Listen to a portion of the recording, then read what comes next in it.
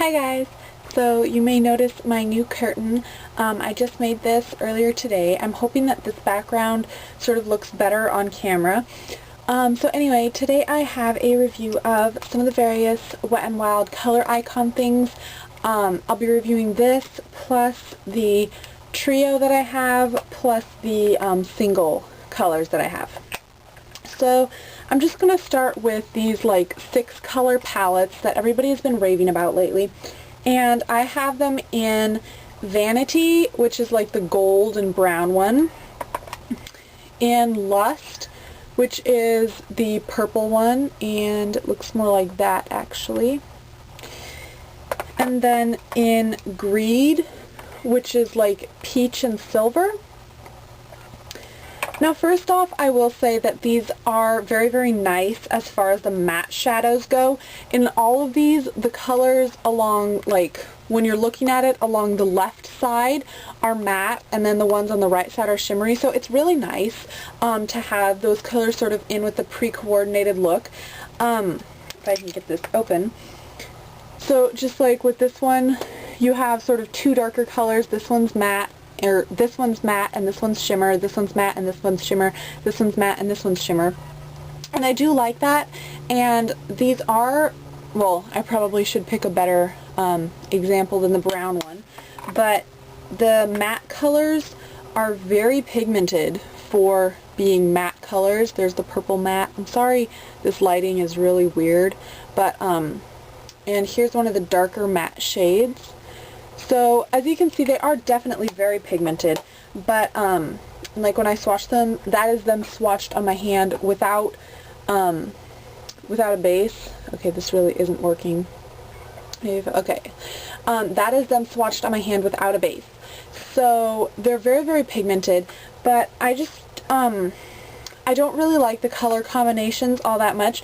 This one is my favorite, but my main problem with this one is that I wish that this weren't a silver color. I wish that this were like a shimmery white color, because this is the only one that does this, but you have, you know, the sort of matte and shimmery blacks, and then the matte and shimmery peach, and then you have a matte white, and then this shimmery silver color, and just to me, the silver does not go with the peach at all.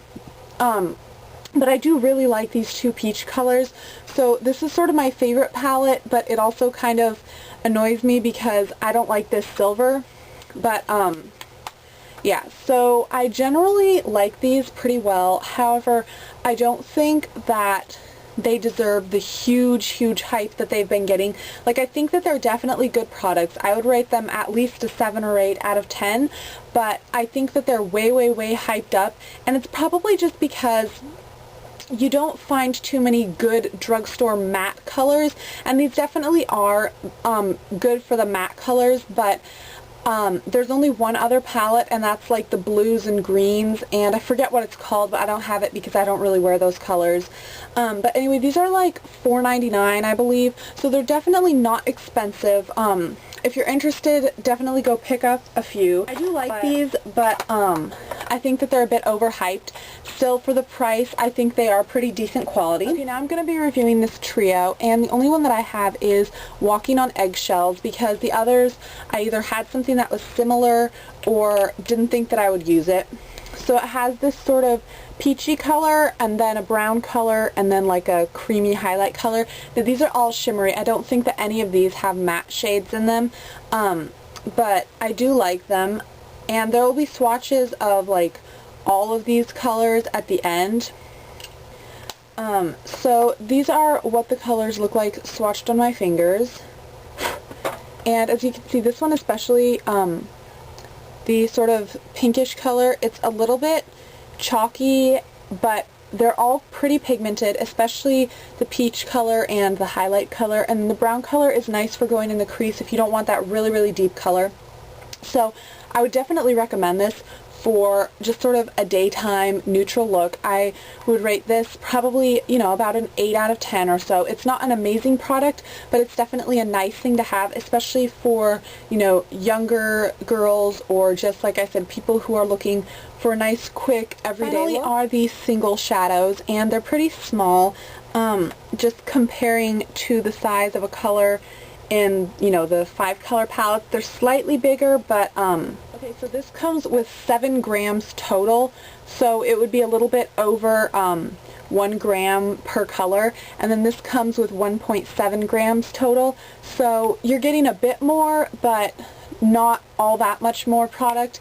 And since this is like $1.99, it's almost twice as expensive, or it probably is like twice as expensive, you know, per color. But I think all of the colors that come like in this don't really come in the palettes like this. I'll just sort of go over the ones that I have. I have